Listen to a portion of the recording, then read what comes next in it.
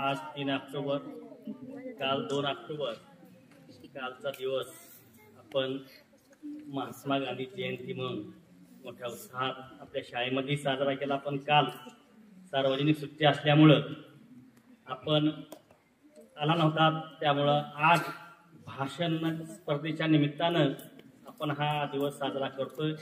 तर या गांधी जयंती निमित्त उपस्थित आपल्या शाळेचे मुख्याध्यापक घोटे सर, पर्यवेक्षक हराळे सर, माझे सर्व सहकारी बंधू भगिनीनो आणि तुम्ही समोर बसलेले चिमुकले बालमित्रांनो, तर आपण आत्ताच बऱ्याच विद्यार्थ्यांनी गांधीजीबद्दल त्यांच्या जीवनापासनं किंवा जन्मापासनं मृत्यूपर्यंतचे अनेक प्रसंग सांगितले. वेगवेगळ्या माध्यमातून, कोणी इंग्रजीतनं सांगितलं, कोणी हिंदीतनं सांगितलं, कोणी मराठीतनं सांगितलं. तर गांधीजी एवढे महान का झाले, तर त्यांच्यामध्ये असे कोणते गुण होते की त्या गुणामुळं महात्मा गांधी श्रेष्ठ बनले. तर त्यांच्यामध्ये पहिला जो गुण होता तो म्हणजे अहिंसेचा. तर विद्यार्थी मित्रांनो, आपल्याला जर जीवनामध्ये काही बनायचं असेल तर आपल्यामध्ये अहिंसा गुण हा असणं अत्यंत महत्त्वाचं. गांधीजीचे एक उदाहरण, रेल्वेचं उदाहरण दिले एका विद्यार्थ्यांनी. तर रेल्वेमध्ये गांधीजीला फर्स्ट क्लासच्या डब्यामध्ये चढण्यासाठी किंवा प्रवास करण्यासाठी त्यांना परवानगी नव्हती. तर गांधीजी चुकून त्या डब्यामध्ये बसलेले होते आणि चुकून त्या डब्यामध्ये असल्यानंतर त्या ठिकाणच्या इंग्रज अधिकाऱ्याने किंवा इंग्रज व्यक्तीनं त्यांना डब्यातून फरफटत खाली खेचलं आणि त्यांना मारलं, एका गालावर मारलं.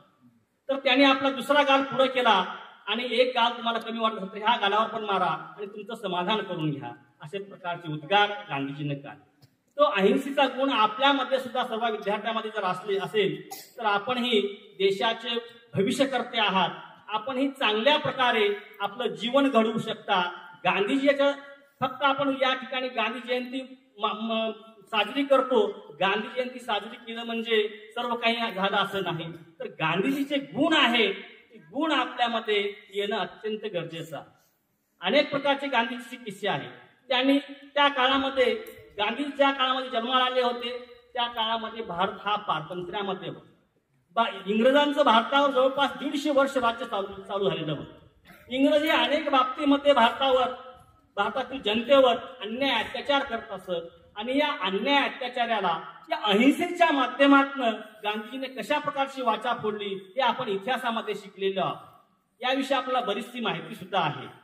तर अनेक प्रकारची त्यांनी इंग्रजाविरुद्ध आंदोलन केली आणि या आंदोलनाच्या माध्यमातून गांधीजीनं या देशातनं इंग्रजांना पळवून लावलं आणि 15 ऑगस्ट 1947 रोजी आपला देश हा स्वातंत्र्य केला, आझाद केला.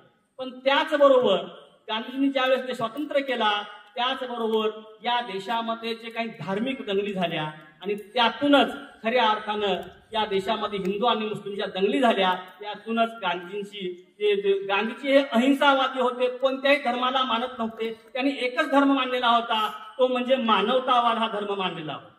आणि त्यामुळं त्यांनी मानवतावाद धर्माच्या निमित्तानं त्यांनी काय केलं तर मुस्लिमांनाही तेवढंच संरक्षण दिलं आणि हिंदूलाही तेवढं संरक्षण दिलं. पण हे या देशातील काही हिंदुत्ववादी संघटनांना मान्य नव्हतं. म्हणून त्यांची 30 जानेवारी 1948 रोजी एका हिंदू क्रांतिकारकाने किंवा हिंदू क्रांतिकारक म्हणता येत नाही, हिंदू व्यक्तीने त्यांनी त्यांची हत्या केली आणि त्यांना संपवलं. पण अजूनही जवळपास 70 ते 75 वर्ष झालं त्यांचा मृत्यू होईल तरी आज आपण गांधीजींचे विचार स्वीकार करतो. गांधीजीच्या विचारांचा आपल्यावर प्रभाव आहे, म्हणून त्यांना जरी संपवलं तर त्यांच्या विचाराला अजून कोणीही संपू शकत नाही. तर अशा प्रकारचे गांधीजीचे विचार होते आणि हे विचार आपण सर्वांनी आत्मसात करावं. या निमित्तानं मी तुम्हाला एवढं सांगू इच्छितो आणि या ठिकाणी मला जी बोलण्याची संधी दिली त्याबद्दल माझं त्यांचे आभार व्यक्त करतो आणि माझे 2 शब्द संपवतो. जय हिंद, जय भारत.